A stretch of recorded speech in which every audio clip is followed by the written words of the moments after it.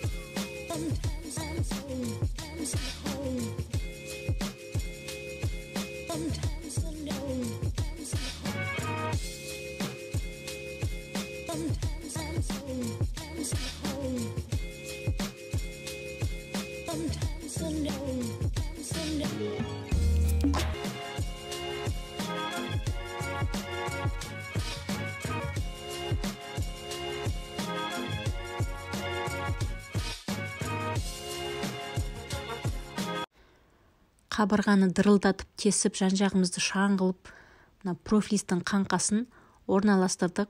Ары қарай гипсокартонды осының размерімен ойып кесіп алып, жан-жақтарын бірдей қылып бекіттік.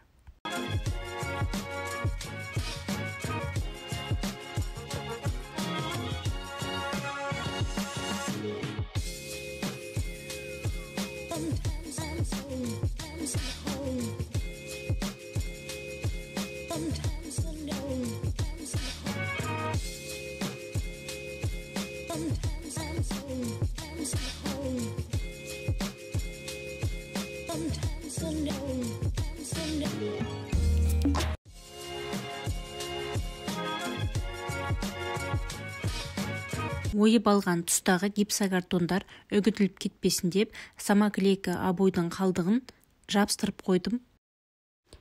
Астыңғы бөлігінің подставкасын жасап, үстіне тақтайша қағып, бұрынғы қалған қара сырмен жан-жақтарын сырлап, ортасына самоклейкаға шығартып алған картинкамызды іліп қойдық. Бұл тек қана декоративный камин болып қалмай, светильниктің де рөлін атқарсын деп, светодиодный лентамен блок питаниясын алып келдік. Жолдасымда менде бұрын бұндай нәрсені жасап көрмеген, ютубтан қарап жүріп, әркімнен сұрастырып жүріп, әйтеуір құрастырдық.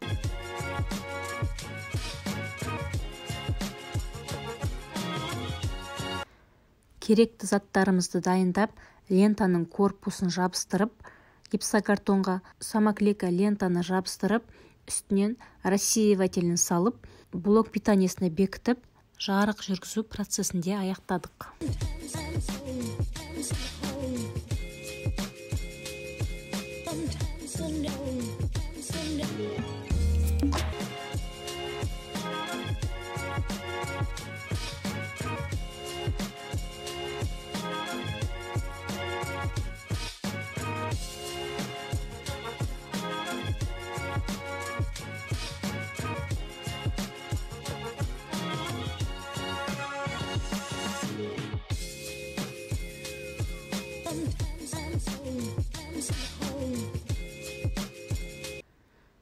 Каминнің үстіңгі жағын жауып, өшіп сөндіретін түймесін қабырғаға орналастырдық. Қанша рет бассақ та ұзақ қызмет етіп, төзімді болады ғой деп.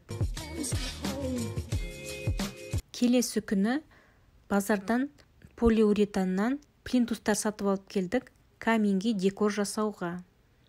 Плинтустарды өлшеп кесіп, өзінің клейімен жабыстырып қойдық. Бірінші рет жасап тұрғаннан кейін олардың бұрышын шығару оңай болмады. Келесі күні клейі кепкеннен кейін бірнеше қайтара осы краскамен бояп жібердім. Бұл матовый өзіме ұнады. Иісі өте қатты шықпайды.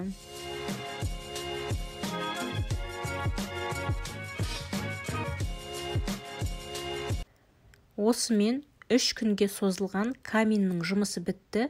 Өзіме ұнады. Қонақ бөлменің ремонтқа дейінгі және де кейінгі көрінісін көріп, баға бере кетіңіздер.